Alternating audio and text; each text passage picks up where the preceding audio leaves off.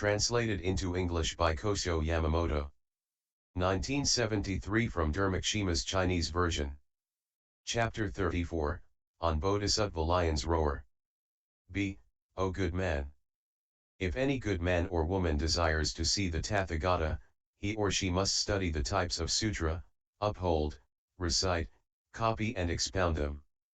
Bodhisattva-mahasattva Lion's Roar said, O world-honored one. All beings do not know the state of mind of the Tathagata. How do we meditate and come to know this? O good man. All beings, in truth, do not come to know of the mental state of the Tathagata. If they desire to meditate and know, there are two ways. One is to see with the eye and the other through hearing. If one sees the bodily actions of the Tathagata, know that this is the Tathagata. This is seeing with the eye. If one comes across the oral actions of the Tathagata, know that this is the Tathagata. This is to hear him, and see. One may come across a visage which is beyond that of man, know that this is the Tathagata. This is to see with the eye. One may hear a voice which is also wonderful and superb and which is not of the human kind, know that this is that of the Tathagata. This is to see him through hearing. One may happen to see the Tathagata's miraculous power manifested before one. How could it be other than for the sake of beings, rather than for profit? If it is for the sake of beings and not for profit, know that this is the Tathagata. This is seeing with the eye. One meditates upon the Tathagata, who sees humankind with mind-reading knowledge. Does he speak of Dharma for profit and not for being's sake? If it is for the sake of beings and not for profit, know that this is the Tathagata. This is seeing through hearing. How does the Tathagata gain the carnal body? Why does he gain it? For whom does he gain it? This is seeing with the eye. How does the Tathagata speak about Dharma? Why does he speak about Dharma? To whom does he speak about Dharma? Thus do we meditate. This is seeing him by hearing. Evil bodily actions are directed at him, and there arises no anger. Know that this is the Tathagata. This is seeing with the eye. Evil oral actions are directed at him. But there is no anger. Know that this is the Tathagata. This is seeing by hearing. When the Bodhisattva is first born into the world, he takes 7 steps in the 10 directions, and the demon generals, Manabhadra and Purnabhadra, carry banners, at which innumerable boundless worlds shake and a golden light brightly fills the sky. The Naga kings, Nanda and Upananda, with their divine powers, bathe the Bodhisattva's body. All the gods show their bodies. They come and pay homage. Rishi Asita folds his hands and pays homage. In the prime of manhood, he Siddhartha abandons desires as if they were like tears and spittle. He is not bothered by worldly pleasures. He abandons his home, practices the way, and seeks quietude. In order to crush twisted views, he undergoes austerities for 6 years. He sees all beings with an all-equal eye, not with 2 minds. His mind is always in samadhi and there is no moment in which his mind breaks. He looks serene and splendid, thus is his body adorned. Wherever he goes, the land is flat. His clothing parts from his body but by 4 inches and it does not drop down. When walking, he looks straight ahead, not looking to right or left. What he does is done with aptitude and nothing is done which goes beyond what is necessary. Where he sits and stands up, the grass does not move. To teach beings, he moves about and dwells upon Dharma. He displays no arrogance. This is seeing with the eye. The Bodhisattva, as he takes his 7 steps, says, the body that I now have is the last of all that I will have. Asita folds his hands and says, no, O great king. Prince Siddhartha is certain to gain unsurpassed enlightenment. He will not remain at home and become a Chakravartin. Why not? Because his visage is clear and bright. The Chakravartin does not look clear and bright. The bodily form of Prince Siddhartha is bright and outstanding. For this reason, he will unfailingly attain unsurpassed enlightenment. he will see old age, illness, death, and will say, I pity seeing all beings living thus. Birth, old age, illness, and death follow one upon the other. And they cannot see, they always suffer. I shall now cut off the bond. Under Erotica Lama, who is perfect in the 5 divine powers, he practices thoughtlessness samadhi asamjana samapatti. Having attained it, he says that this is not the way to nirvana, but that of birth and death. For 6 years he practices this austerity, and gains nothing. If true, I must be able to gain it. Being false, I gain nothing.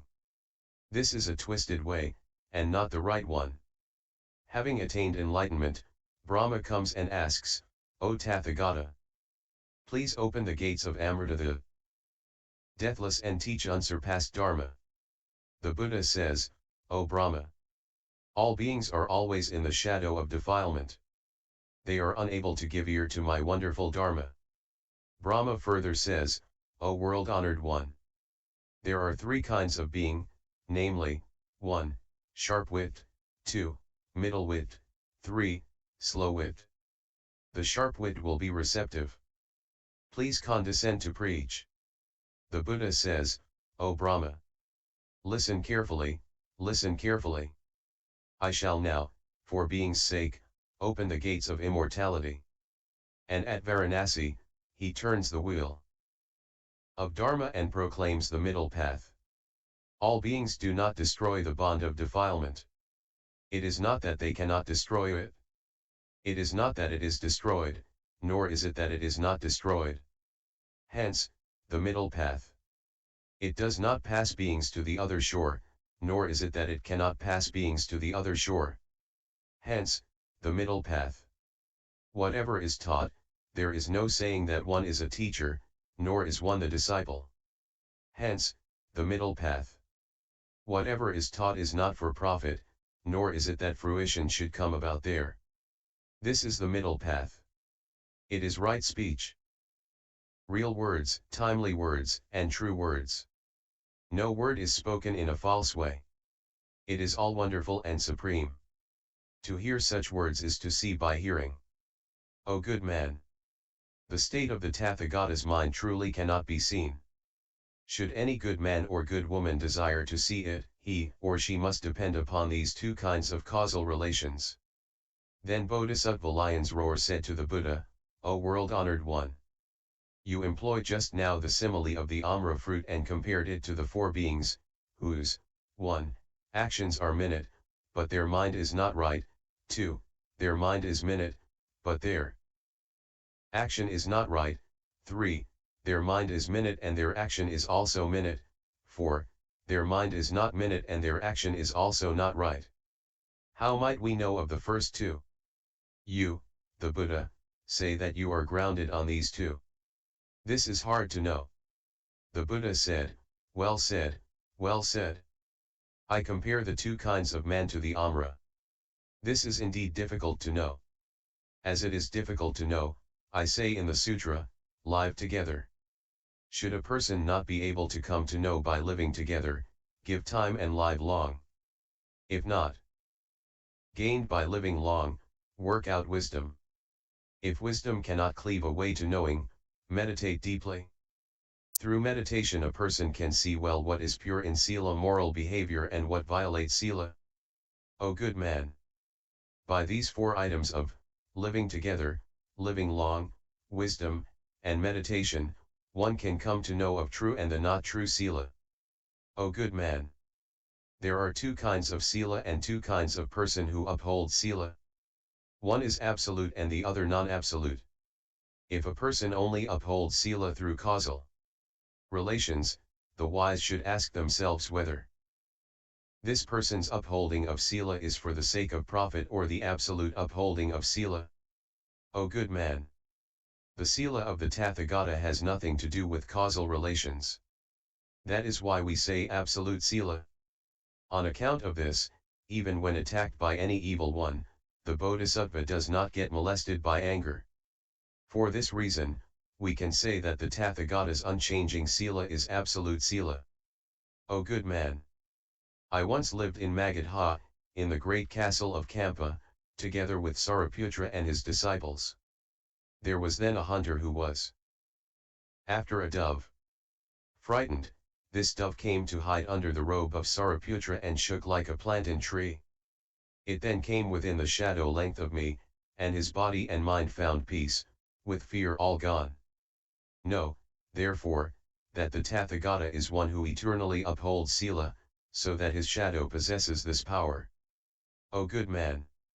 Non-absolute Sila cannot even gain one the stage of a Sravaka or Pratyeka Buddha.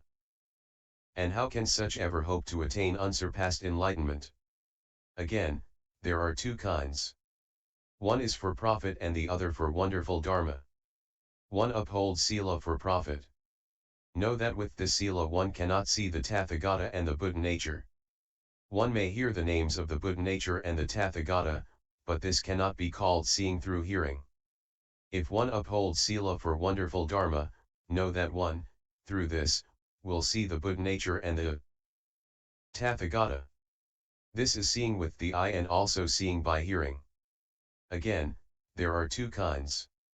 One is deep-rooted, which is hard to uproot, and the other shallow-rooted, which is easy to move.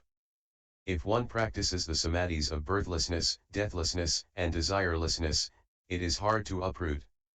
One may practice these three samadhis, but if it is for the sake of the existences, this is what is shallow-rooted and easy to move. Again, there are two kinds. One person performs Sila for his own sake, and the other for the sake of other beings. If performed for other beings, one will see the Buddha nature and the Tathagata. There are two kinds amongst those who uphold Sila.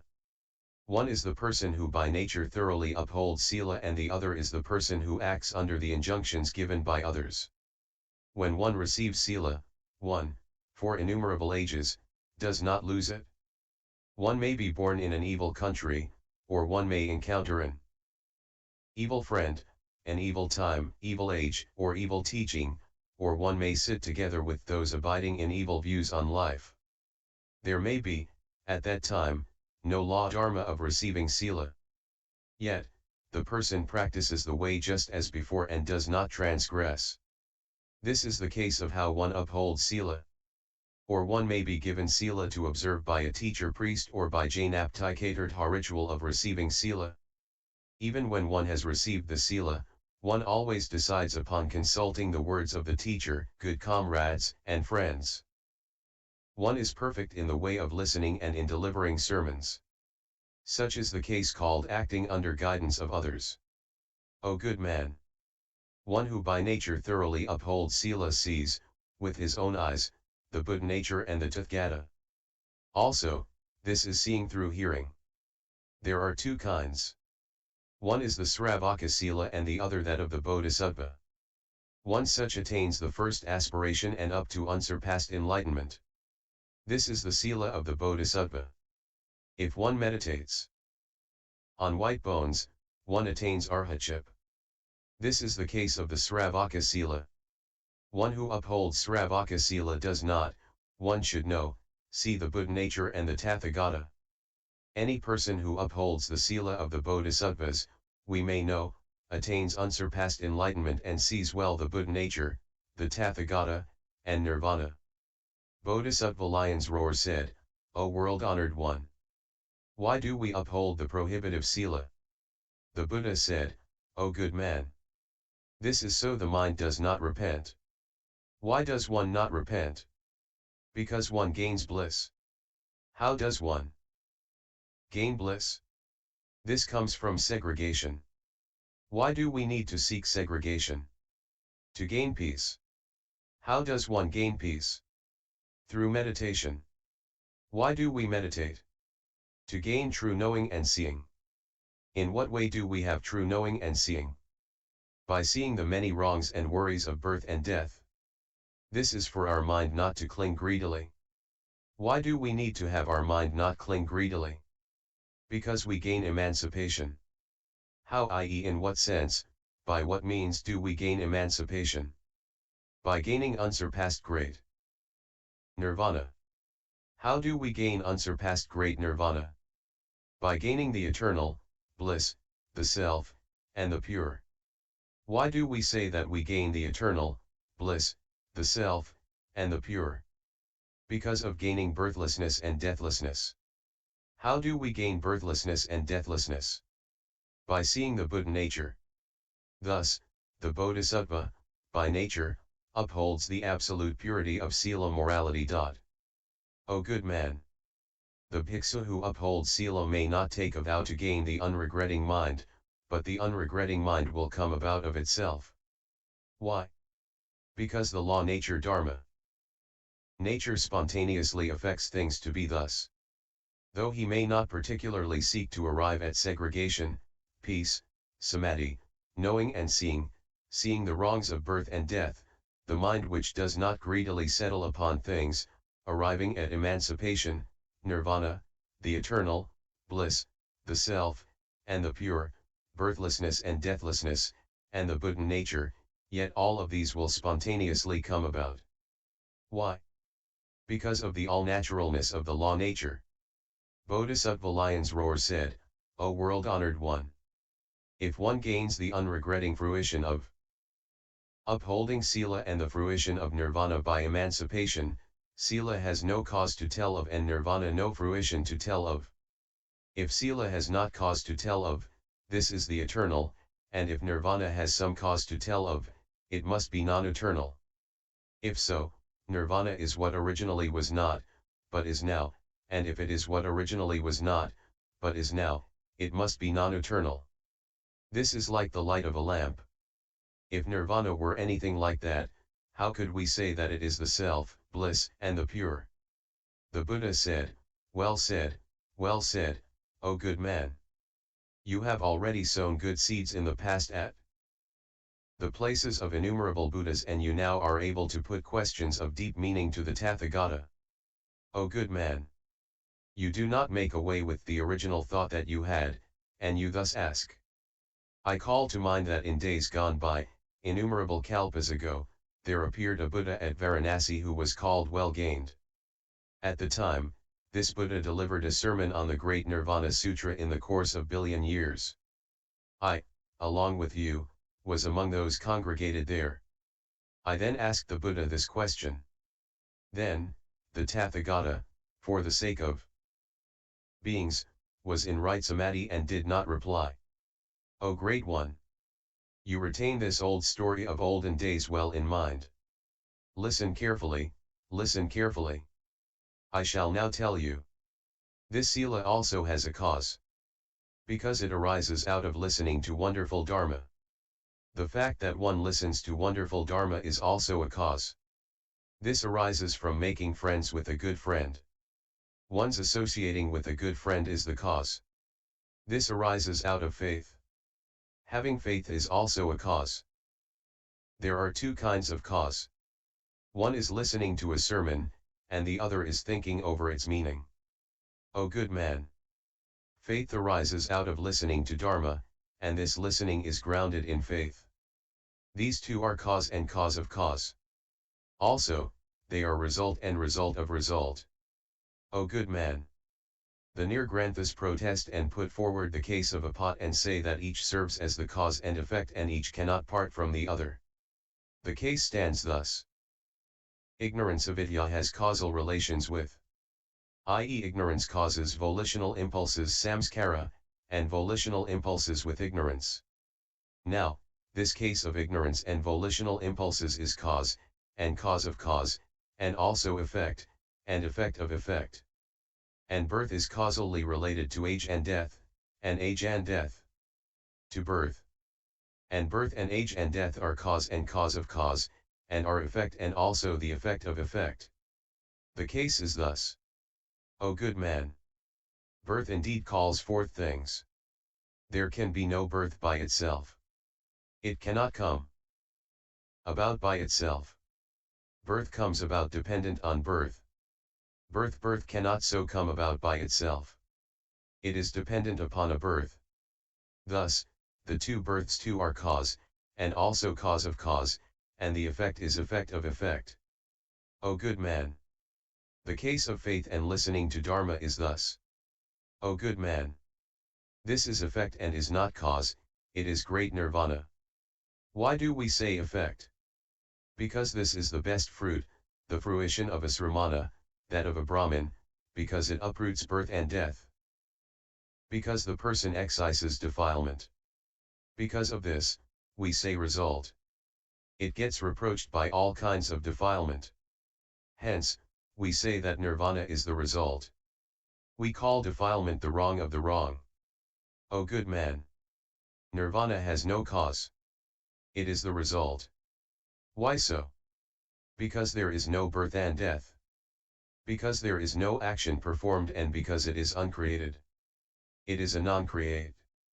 It is eternal and unchanging. It has no place where it exists, i.e. it is not limited to a particular place, it cannot be pinned down to a specific location. There is no beginning and no end. O good man! If nirvana has any cause that can be named, this is not nirvana. Vanvana of nirvana means cause, the nirvana of causal relations means not. As there is no cause that can be named, we say nirvana. Bodhisattva Lion's Roar said, the Buddha says that nirvana has no cause that can be named. But this is not so. If it is said that there is none, this answers to corresponds to the 6 significations. Firstly, we have the ultimate not is. This is as in the case in which all things have no ultimate entity called self and no ultimate thing belonging to it. Second, it is non-existing when it can exist. Hence, none. This is as when people say, there is no water in the river or pond, or there are no sun and moon. Third, as the amount is small, hence, none. The people of the world say, when there is little salt, saltless, when sweetness is insignificant, we say not sweet. Fourth, when one receives nothing, one says none. The Kandala cannot uphold the teaching of the Brahmin. So we say, there is no Brahmin here. Fifth, when one accepts an evil thing, we say none. People say, a person who accepts an evil thing is no Sramana or Brahmin, because people do not call such a Sramana or Brahmin. Sixth, because it cannot be compared. For example, if there is no white, we say black, when there is no brightness, we say ignorant. O world-honored one! The case with nirvana is thus. If said when there is no cause when there is. That is why we say nirvana. The Buddha said, O good man! You now speak of the 6 significations. You do not take up the case of ultimate nothingness and compare it with nirvana. But you take up the case of nothingness in relation to reality. O good man! The body of nirvana has utterly no cause that can be named. It is as in the case where there is no self and nothing that could be named as belonging to one. O good man! What obtains in the world and in nirvana cannot bear comparison at all. So the 6 items cannot serve as comparison. O good man! All things do not have the self. But this nirvana truly has the self. For this reason, we say that nirvana has no cause and yet the body is the result. This is the cause, and not the result. We call this the Buddha nature. As it is no result come about from a cause, it is the cause, but not the result. It is no result of a sramana. So, we say non-result. Why do we say cause? Because it is the revealed cause. O good man! There are 2 kinds of cause. One is the cause of birth and the second the revealed cause. Also, there is a cause of birth, which is the 6 paramitas and unsurpassed enlightenment. Also, there are the revealed causes, which are the 6 paramitas and the Buddha nature. Also, there are the causes of birth, which are the Saramgama Samadhi and unsurpassed enlightenment. Also, there is the revealed cause, which is the Noble Eightfold Path and unsurpassed enlightenment. Also, there are the causes of birth, which are faith and the 6 paramitas. Lion's Roar said, O world-honored one! What do we mean when we say that we see the Tathagata and the Buddha nature about which you, the Buddha, speak? O world-honored one! The Tathagata has no carnal visage. He is not tall, not short, not white, not black, there is no direction to tell of. He is not the three worlds. He is not a created existence. He is not one that can be seen with the eye. How can one see him? The situation is the same with the Buddha nature. The Buddha said, "Oh, good man. There are two kinds of Buddha body. One is eternal, and the other is impermanent. The latter is one manifested through expediency for saving beings. This is to see with the eye. The eternal refers to the emancipated body of the Tathagata world-honored one. It is called one seen by the eye. It is also one seen by hearing. The Buddha nature, too, has two kinds, namely, 1. Visible, 2. Invisible. The visible is the case of the Bodhisattvas of the stage of the 10 abodes and the all-Buddha world. Honored one, unable to be seen refers to the case of beings. Seeing with the eye refers to beings' Buddha nature seen by the Bodhisattvas of the stage of the 10 abodes and the all-Buddha Tathagata. Seeing by hearing refers to all beings, who hear that the Bodhisattva of the 9th abode has the Buddha nature. The body of the Tathagata also has two kinds. One is the carnal and the other the non-carnal. The carnal is so called when the Tathagata gets emancipated. The non-carnal concerns the Tathagata who is segregated eternally from all kinds of carnal existence. The Buddha nature also has two kinds, 1. Rupa form, 2. Non-rupa. Rupa concerns unsurpassed enlightenment, and non-rupa refers to all beings and the Bodhisattvas of the 10 abodes. The Bodhisattvas of the 10 abodes cannot see the Buddha nature very clearly. It is because of this that we class this as non-rupa. O good man! The Buddha nature further has two kinds, which are, 1. Rupa, and 2. Non-rupa. Rupa concerns the Buddha and the Bodhisattvas and non-rupa all beings. Rupa refers to seeing with the eye, and non-rupa to seeing through hearing.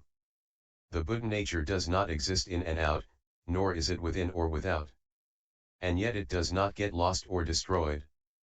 That is why we say that all beings have the Buddha nature. Bodhisattva Lion's Roar said, O world-honored one! The Buddha says that all beings possess the Buddha nature. There is butter in milk. It is as in the case of the Vajraguardsman, one of the gods, who holds a diamond in his hand and protects the Buddhist teaching. The Buddha nature of all Buddhas is pure sarpermandagi, or the most delicious, efficacious medicine.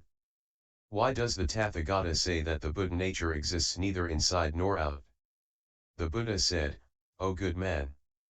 I too do not say that butter exists in milk. What I say is that butter comes out of milk. And so we say that there is butter. O world-honored one! In all births, there is a season. O good man! In the milk stage, there is no butter. So there is no fresh butter, no clarified butter, and no sarpermanda. All beings too call this milk. Hence, I say that there is no butter in milk. If there were, why do we not have two names and speak, for example, as we do of two able smiths of gold and iron? At the butter stage, there is no milk and it is not fresh butter, not clarified butter, and not sarpermanda. Beings too say that it is butter and not milk, not fresh butter, not clarified butter, and not sarpermanda. The same with sarpermanda too. O good man! Of causes, there are two kinds. One is the right cause, and the other the condition. We say right cause. We may compare this to milk which calls forth butter, and through the condition, we may call forth the quality of the sourish content and warmth. As it comes from milk, we say there is the quality of butter in milk. Lion's Roar said, O world-honored one!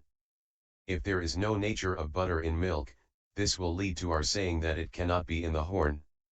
Why is it that it does not come out of the horn? O good man!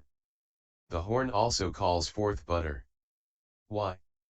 I also say that there are two kinds of condition. One has the content of RO vinegar, or the sourza content, or what may lead to the calling forth of a thing like curds, and the other that of nan warmth. As the nature of the horn is warmth, I say, it indeed calls forth butter. Lion's roar said, O world-honored one. If the horn can indeed call forth butter, why is it that one who seeks butter takes the milk and not the horn? The Buddha said, O good man. That is why I speak about the right cause and condition.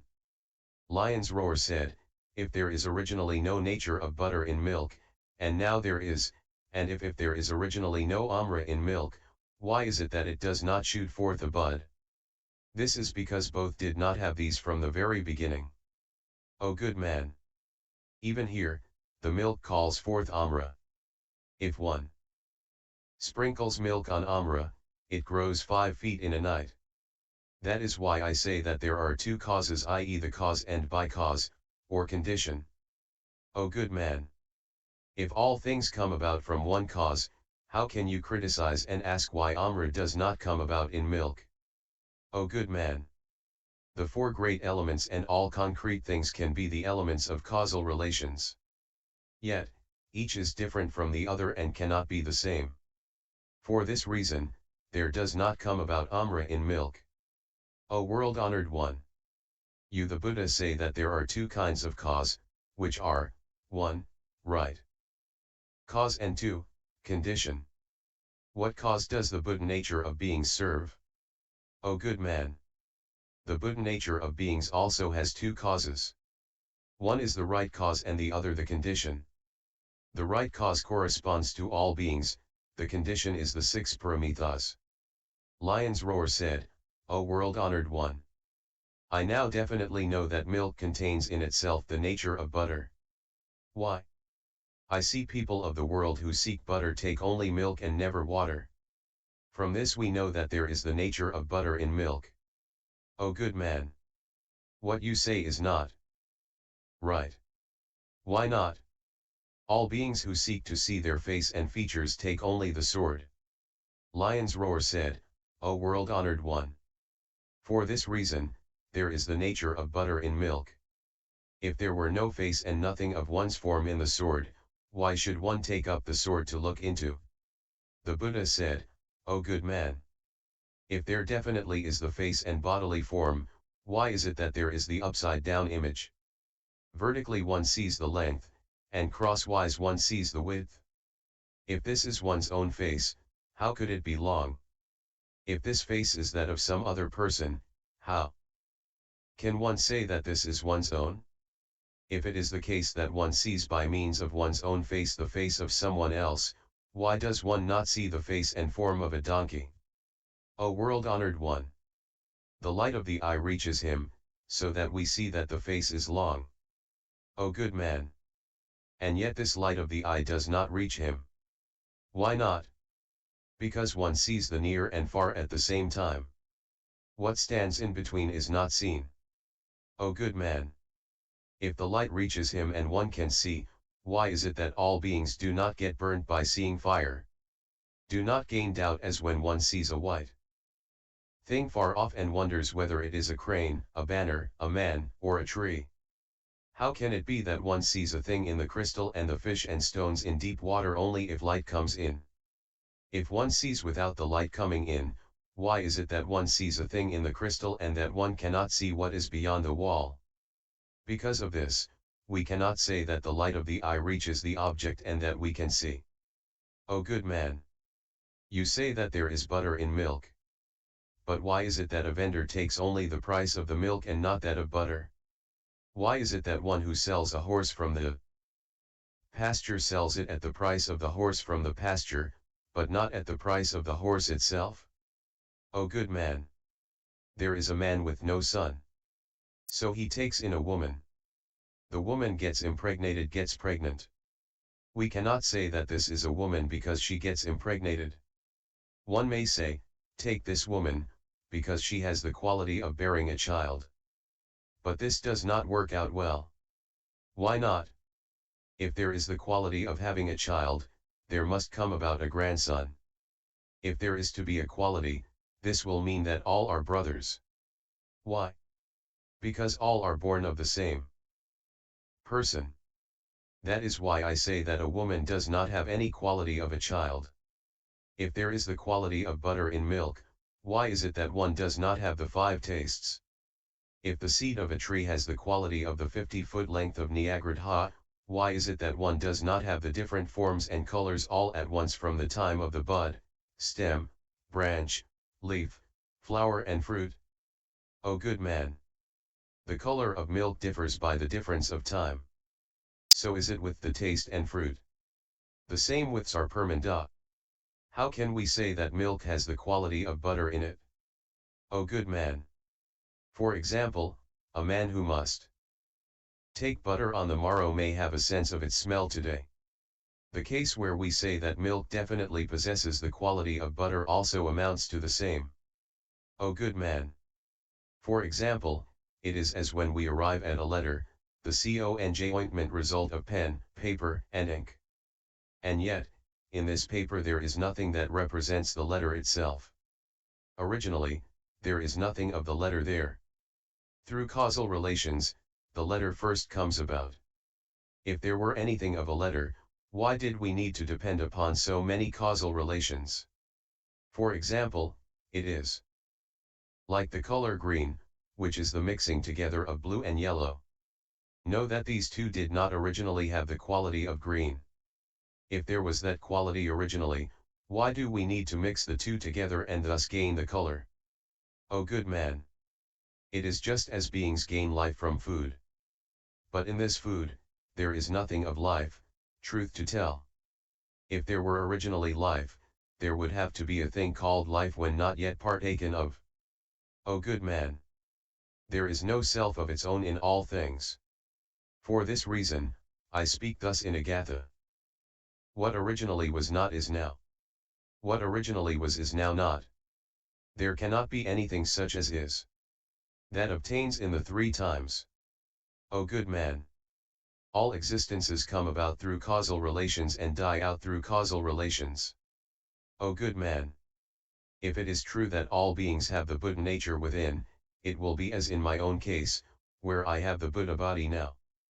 The Buddha nature of all beings is unbreakable, indestructible, cannot be drawn, cannot be grabbed hold of, cannot be tied or bound up. It is like space, which is also in all beings. All beings possess it. As there is nothing that hinders, one does not see this void. If beings did not have this void, there could not be any going, coming, walking, standing, sitting or reclining, and there could be no being born and growing up. That is why I say in the sutra that beings have the void. The world of void corresponds to voidness. The same with the Buddha nature of beings, too. The Bodhisattva of the 10 abodes can see this somewhat. It is as in the case of the Vajrayaksa. O good man!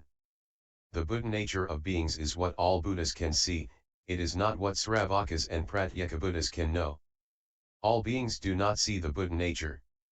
That is why they are all bound up by defilement and repeat birth and death. When one sees the Buddha nature, no bonds of defilement can tie one up.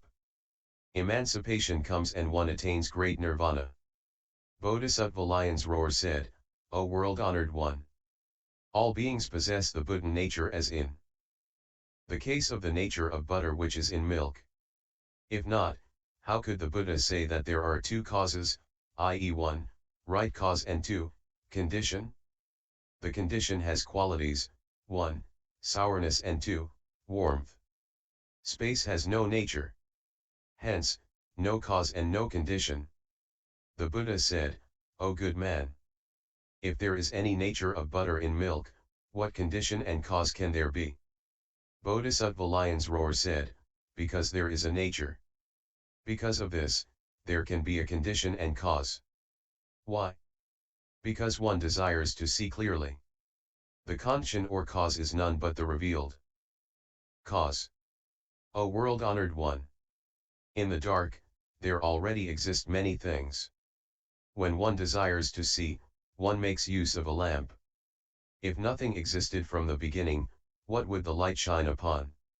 In mud, i.e. clay, there is the pot. Because of this, a man with a water wheel, rope, or staff makes this the revealed cause. Or the seed of Nyagrudha makes the earth, water, and dung the revealed cause.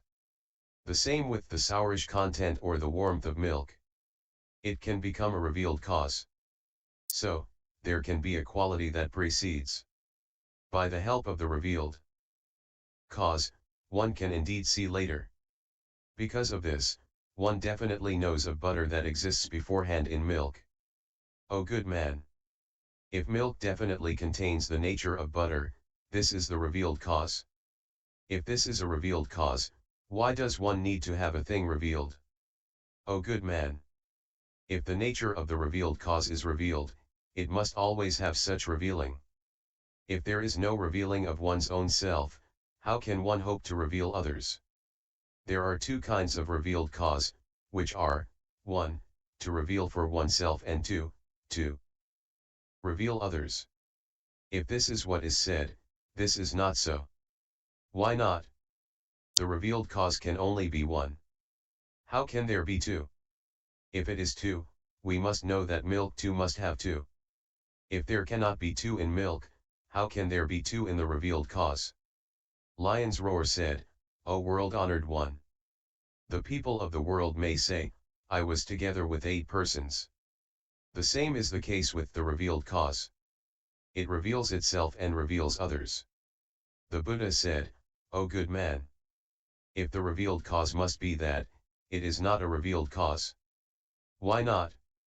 One who counts his own self can also count the self of others. That is why one can say eighth. And in this nature of matter, there is no phase of revealing. As there is no phase of revealing, only by the help of wisdom can one count one's own self and that of others. Because of this, the revealed cause cannot reveal itself, and it does not reveal others. O good man! If all beings have the Buddha nature, why does one need to practice innumerable virtues? If one says that to practice the way is the revealed cause, this negates the